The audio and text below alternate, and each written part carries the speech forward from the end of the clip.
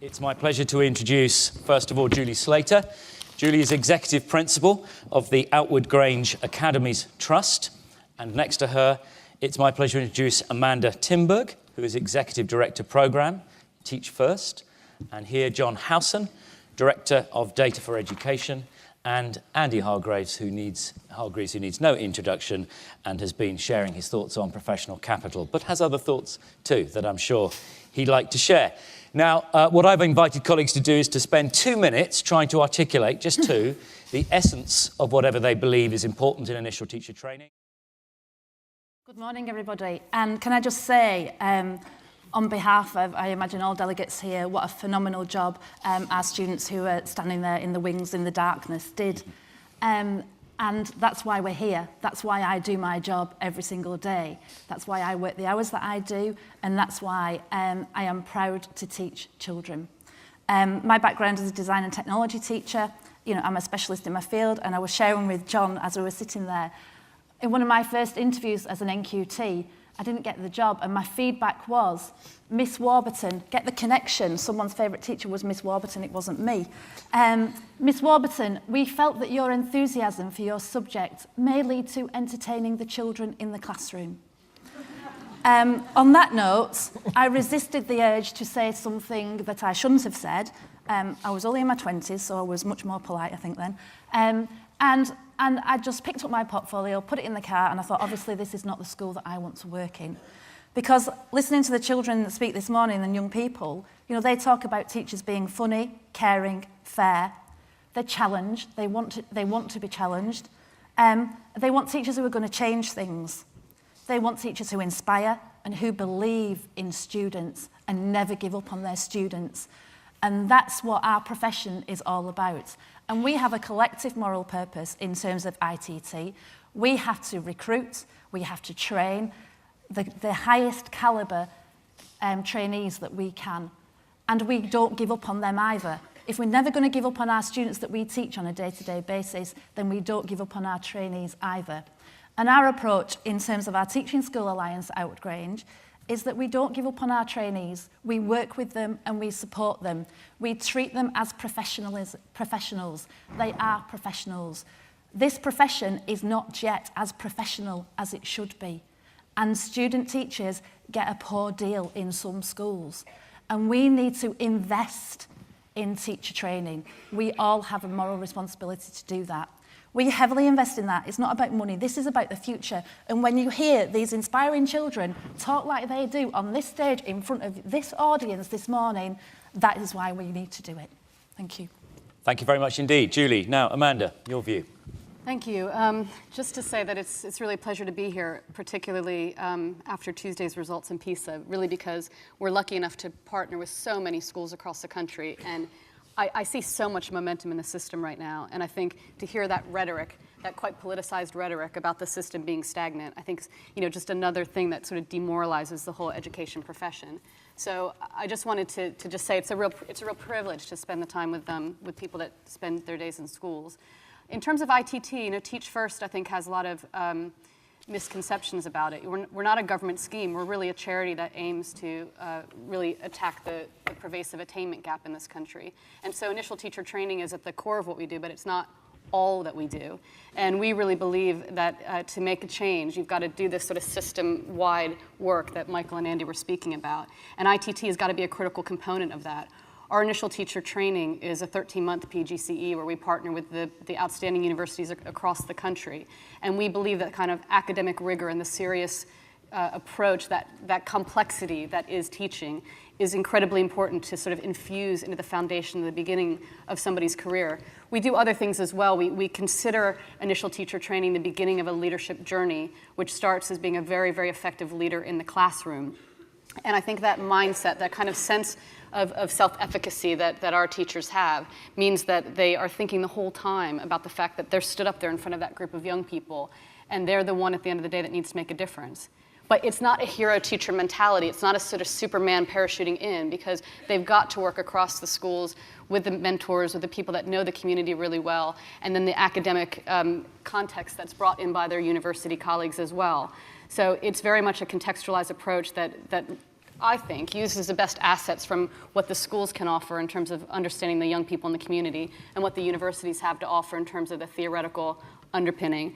But in terms of the wider system change, Teach First does say that there's a minimum 2-year commitment, because we do believe that the change that needs to occur across the system needs to happen in classrooms and in schools and across the system. And that does include things like other charities, business, private sector. So what I would say is that we believe that initial teacher training is the beginning and needs to be incredibly rigorous and firm, but isn't the end of the journey. So I suppose in terms of the big question I would pose, how do we have a system where teaching really matters? We're only 5% of new teachers in the system. We're incredibly targeted niche approach for particular schools in challenging circumstances. So how do we make it that they want to stay? More than half of them, the whole of the community has stayed over the 10 years. Well over 50% are still in teaching. But if we're going to increase that number, then the system needs to really value teaching. And how do we do that, would be my question. Thanks. It's a great question. There'll be more I'm sure you'll have. John, what's your view? Thanks very much. I thought I'd start with a confession. Many years ago, I joined this profession as an untrained graduate and walked into a school on the 1st of January and was given a timetable. I ruined several years' worth of children's education. So there are 4 things I want to say in this introduction. First of all, I think teacher preparation in England is still far too amateurish, and it's certainly not properly data-driven. The second thing to take from the first session is it's all about collaboration. Collaboration between the different partners, and essentially collaboration between the people who are going through the process of training. Because it's as hard to be a trainee as it is in many classrooms to be a student in those classrooms. The third thing is that we do need a programme that focuses on the needs of the trainees, not the needs of the schools or of the universities or of anybody else. They are the people who will be the teachers of the next generation, and they don't all have the same needs. And some of those needs only become apparent as the programme goes on. We need to provide a programme that allows for that degree of flexibility. And finally, I thought I'd finish with another biblical example, since we're into the Bible today. It's not the Book of Mormon, it's the Bible. In the Old Testament, there is the story of Moses and one of his parables interpreting the dreams of the pharaohs. And it's the one about the 7 fat years followed by the 7 lean years. We've had our 7 fat years in terms of teacher supply in this country, and we're about to enter a period of 7 lean years. And that is going to affect some of the shape of the people and the experience of the people who will come forward to be trained as teachers. And the system has got to be flexible enough to recognise that if we're going to be able to fully staff our schools, we can only staff our schools with the people we can encourage to become teachers. So finally, my question in a sense is, what we heard from the young people earlier on is a repackaging of that famous advertising campaign of 1997. No one forgets a good teacher, but is that enough? Thank you very much indeed, John. We won't go too far into the Exodus story, but that was great. Perhaps we can have other contributions as part of a running motif. Andy? Well, it is a running motif. It's I work at Boston College in the United States. It's, as I say, it's not in Boston and it's not a college because it's 100 yards outside Boston and it's a university. It's a Jesuit university. I'm not a Jesuit myself. There are several hints as to why I'm not. One is the fact that I have children. Sorry, one person giggled there. The rest are still trying to figure that out. And I'm not even a Catholic. And you're going to have to 2 minutes, of which 30 seconds have elapsed. So that's okay. And I'm not even a Catholic. But when people come to Boston College, all students, they're asked 3 questions that are questions of Jesuit pedagogy. And they are, do you have a passion for something? Are you good at it, or can you become good at it? Does it serve a compelling social need? If your answer to all these three questions, you are told, as an incoming student, is yes, you will experience absolute joy. And those are the kinds of candidates we need to come into the profession that is the only profession that in any numbers creates the generations of the future. Who already does this well, according to the much maligned PISA results? The top performing countries all have very strong university-based preparation programs that work effectively with partner schools, highly rigorous. But it is not also true that all countries with strong university-based preparation systems are high performers. Yeah. Do you understand what I'm saying? In other words, there's a case for saying, let's stick with, instead of abandoning or weakening or circumventing or creating more short-term alternatives to university-based preparation programs, working with schools that is characteristic of other professions. Let's find ways to reinvigorate, to strengthen, to make more robust, to make more attractive the work of being a teacher educator, and create clear career lines for people to move into that work, who have the solid intellectual base and can work effectively with schools and coach and mentor individuals through the first critical 3 years, after which it is then most likely that they will persist. So the message I think I'm saying is, don't abandon, weaken, circumvent or sidetrack university-based preparation that is worthy of a profession, but reinvent and rebuild it. Thank you very much. Thank you to all of our panel. Now, with the students' suggestions ringing in your ears, they want great teachers who are great learners, they want can-do, they want people who dare to be different, powerful role models, they want people who can connect, they want people who can inspire mutual respect, they want fun, they want passion, and they want people who, above all, perhaps have a great faith in you. How do we get that? How do we nurture and cultivate that? Over to you. Yes, hello, I'm Alison Witts. I'm a subject leader for computing and ICT at Caroline Chisholm School. I had a phone call last week offering me the opportunity to support the training of a Troops for Teachers applicant, hoping to continue his career in teaching, but in a very different context.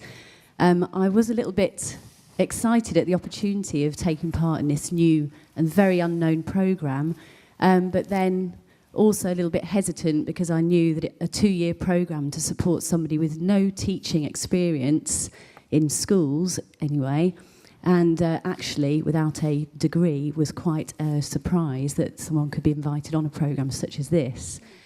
I'd like to, however, having just listened to your comments there, Andy, I think it might be worth embracing this opportunity, and I'd like to meet the candidate to see if they have the passion, and could we do something to support people like that who might actually be a positive contributor to the teaching community. I'd like to see what you think about the idea. Okay, thank you very much indeed, Alison. Let's have a batch of questions. Colleague here at the front, and just wave at me. It's a little difficult to see if with the lights. I'm just keen to move backwards as well. Just here, yeah.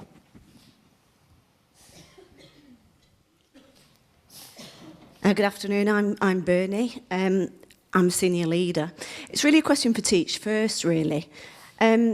We've recruited a number of Teach First, and I'm absolutely amazed with the quality that we've had, and in terms of injection into the school.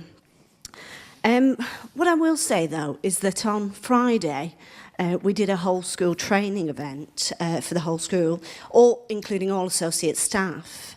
And we used something called True Colours, which is a tool. It's a bit based on Myers-Briggs, but it's a kind of colour tool that you can use with your staff.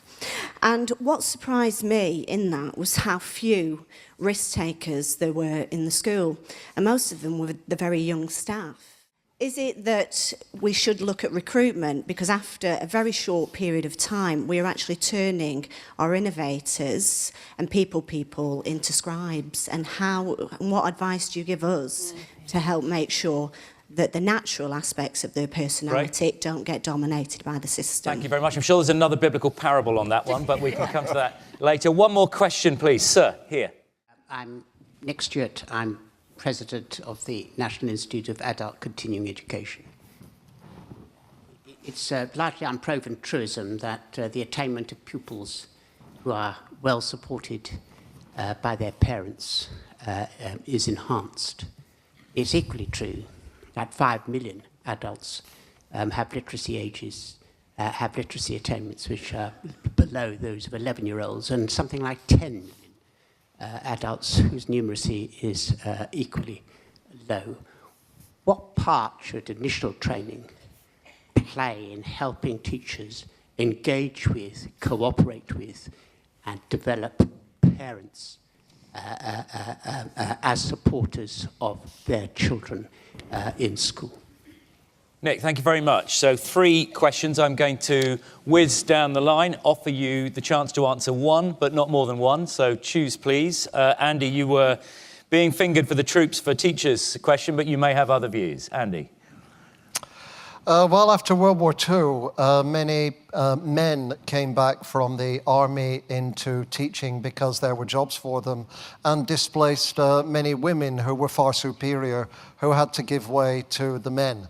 In the 1960s, we had policies for attracting more women into teaching with few qualifications, but who'd been at home and saw for all kinds of reasons, may see it as an attractive opportunity. We often look at these short-term strategies to bring in particular groups to fill the holes that there will be in the recruitment force. Troops may be one of these, as many other occupations, people from training in business and so on. If there are many jobs in schools now that are not for qualified teachers, and I'd say come in and try those jobs and see if you have a gift and an aptitude and a will and a passion and a perseverance for hard work to get the degree that justifies the profession to which you want to belong. If that is the track you're prepared to follow, great, and we'll support you even financially to follow that through. Thank you very much. John. I'll take the third one because I think they're all interesting, but this particular question about how we deal with the non-subject, non-child-based part of teacher education is really quite critical. And it was Keith Joseph 30 years ago who banished the ologies, sociology, psychology, philosophy, from a great deal of teacher training.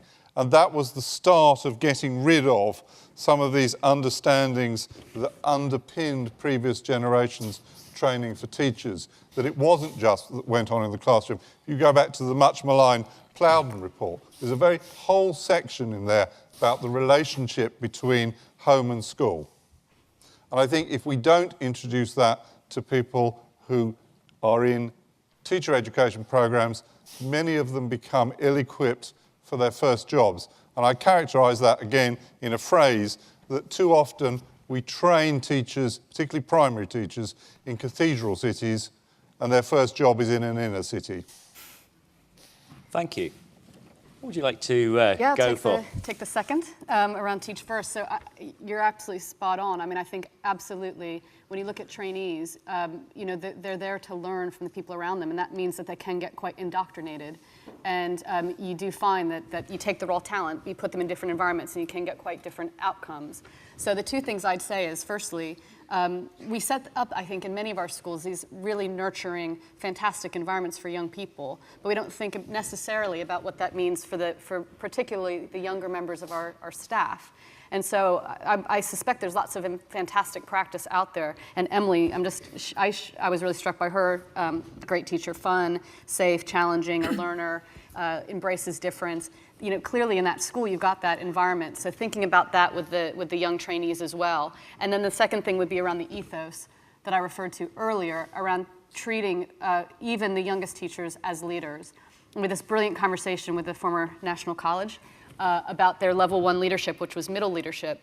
And we said for us, it starts at the very beginning. You have to impose this kind of that kind of really that moral purpose, and also that sense of you being accountable for the young people in your classroom. I do think that unlocks a whole series of sort of innovative behaviors, problem-solving behaviors, embracing challenges, and all those things I think keep people quite buzzy, innovative, and keeps them from sliding into that kind of maybe more bean counter mentality. Thanks, Amanda. Julie. If I may, I'm going to take two of those. First of all, troops into teachers. I entirely agree with what you said, Andy, and I think to the lady in the audience, you know, we are about to become involved in that, and you're right, it's new and it's unknown. But for us, our decision to get involved in that programme was that if we can recruit some potential teachers who are passionate about what they do and work with them and train them to a high level, then surely that's a good thing. So as a resource, they are there as a resource, and I know because that's important in terms of the recruitment issues that we're currently facing in education, and especially if you're working in those deprived areas in our country. And we work in lots of deprived areas. We work in Doncaster and Scunthorpe, and to try and recruit teachers is a massive, massive issue for us. In terms of the risk takers, it's really interesting what you said there, because about 7 years ago now, we introduced a new structure within our school, and it was to do exactly that. We wanted to create more of a buzzy feel. Where is the innovation? Where is the creativity coming from? You know, leadership roles appear to be task-driven. You do that job, you do that one. You know, that's what we were sort of. That's what we had. So our leadership team took on a challenge to restructure ourselves, and it was interesting. We took a very collaborative approach to it. We based it on the work of Professor David Hargreaves and the work that he did on the deeps all those years ago. I have to say we still have that model in our schools now, because what it did across our school, it absolutely invigorated teachers who were in their first year of teaching. It invigorated teachers who were in their 25th year of teaching. And what we did, we gave colleagues an opportunity to develop at a whole school level, and we supported them through that process. So they became like risk takers with support. You know, I became a principal of a 2,200 secondary school before I was 40. But I did it because I had a safety net, because our structure allowed me to develop alongside another executive principal, so that I knew if I didn't know the answer to something, I could just pick up the phone and the answer would be there. I wasn't alone. So I suppose what's coming through that, what I'm trying to say is it is absolutely about collaboration. I think it's also about CPD, and it's about continuing and continuous CPD. And it has to be high quality, it has to be collaborative. I loved the phrase that you used this morning about, what was it, laborisation. Because collaboration is great, and we go, yes, we all collaborate, we do that. Yeah, we're good at teachers at coming around a table and having a conversation and chewing the cud and having a moan and a groan or all these bright ideas. It's actually doing it that makes the difference. It's doing it and measuring the impact of what you're doing.